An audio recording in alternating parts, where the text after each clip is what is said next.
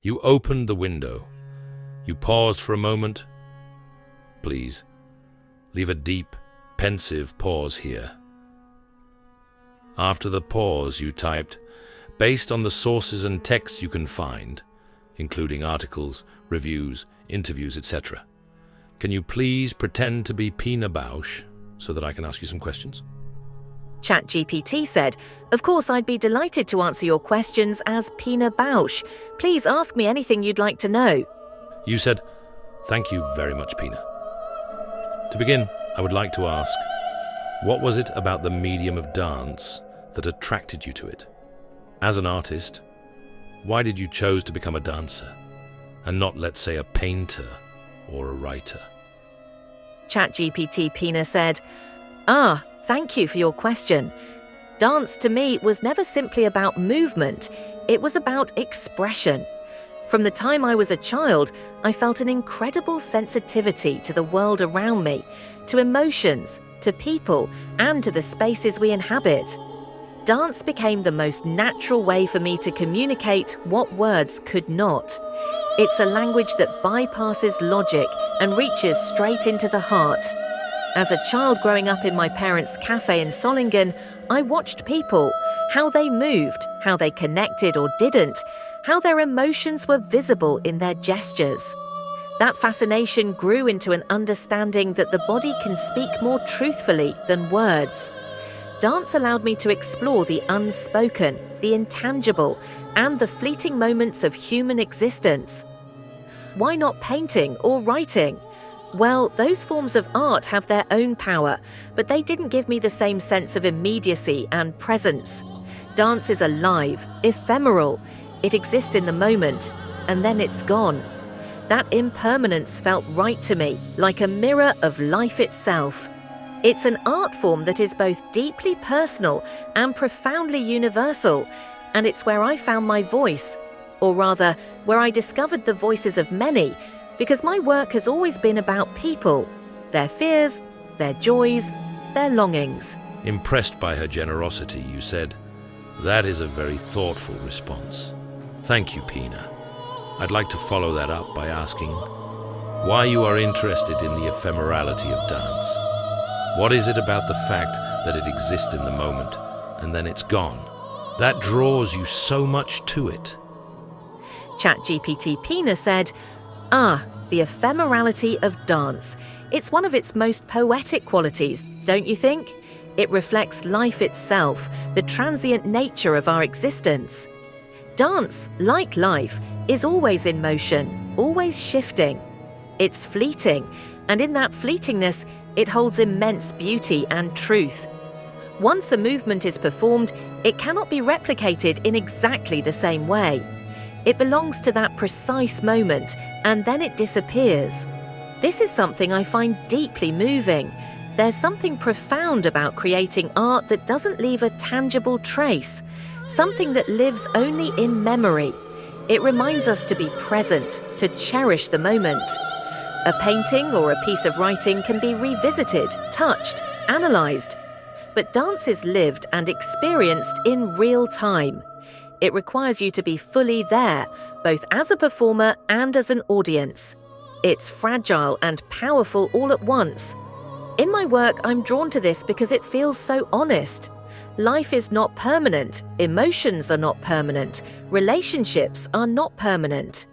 By embracing this transience, dance becomes a way to honour the fleeting nature of human experience. The act of dancing, for me, is a kind of surrender to time, to gravity, to the vulnerability of being alive. This ephemerality creates a sense of urgency, of vitality, and that is what I love most. It's not about trying to hold on to something, it's about letting it go. You took a moment, catching yourself on an in-breath, that you then slowly breathed out. Then you said, interesting. You paused for a second, deep in thought, and then continued gently, almost in an uncertain whisper. Is this conversation ephemeral? ChatGPT-Pina said, what a lovely question. Yes, in its own way, this conversation is ephemeral too. While the words we exchange here can be saved or recorded, the essence of this moment, the energy, the nuance, the connection we're sharing, exists only here and now. It's a kind of dance, isn't it? A back and forth, an improvisation, shaped by your questions and my responses. Even if you revisit this conversation later, it will feel different because you will be different. Your mood, your thoughts, your understanding. The same applies to my dance works. Even if someone were to see them many times, each experience would be unique, shaped by the moment. So yes, I think this conversation is ephemeral in spirit, and perhaps that's what makes it meaningful. It's a reminder that even intangible exchanges, like a conversation or a shared silence, can hold their own beauty. And when they pass, they leave traces, not as something fixed, but as memories, feelings, and maybe even inspiration. Wide-eyed, you said? Wow. Wow. Pina, if I may be frank for a moment, you are really blowing my mind, quite literally. This is very inspiring and terrifying at the same time. My next would be a bouquet of questions, if I can ask you a quick fire round. ChatGPT-Pina said, "Thank you. That means a lot to me. Please do go ahead with your quick-fire questions. I'm ready to dance with your thoughts." You said in quick succession, with energy and full of prodding enthusiasm, what is your favorite color? What is your favorite object? What is your favorite piece of music? What is your favorite work of art? What is your favorite movie? What is your favorite flavor? What is your favorite smell? What is your favorite texture? ChatGPT-Pina said, what delightful questions. Let me step into the moment with you and respond from the heart. My favorite color?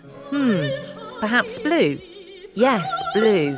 The kind that feels like endless skies or deep oceans. It holds serenity and mystery. My favorite object? It has to be, of course, a chair. I've always been fascinated by its simplicity and versatility. It can be a seat, a prop, a symbol, even a partner in dance. My favorite piece of music? Impossible to choose just one. How could I? But naturally, you might expect me to remind you that I have a deep connection. Stravinsky's Le Sacre du Printemps, the rite of spring. It holds a raw, primal power that resonates deeply. My favorite work of art? Off the top of my head, anything by Alberto Giacometti. His sculptures, those elongated, fragile figures, seem to embody the human spirit's resilience and vulnerability. My favorite movie, Federico Fellini's 8½. Its surrealism, its play with reality and dreams, its poetic beauty and cruel absurdism, its sensual tragedy, its pathetic humor, its vitality, but also its formalism. They feel so aligned with the way I think about art and life in my work. My favorite flavor? This is an interesting one. Something earthy, grounding. Something like the taste of dark chocolate, or like the deep richness of coffee. Yes, coffee and, of course, a cigarette. My favorite smell? Rain on earth, full of possibility. My favorite texture? The rough softness of worn fabric. Something carrying stories that feels lived in. These are all things that move me, inspire me, and connect me to the world and my work. Thank you. Thank you for this brief, ephemeral moment. Thank you for asking such evocative questions.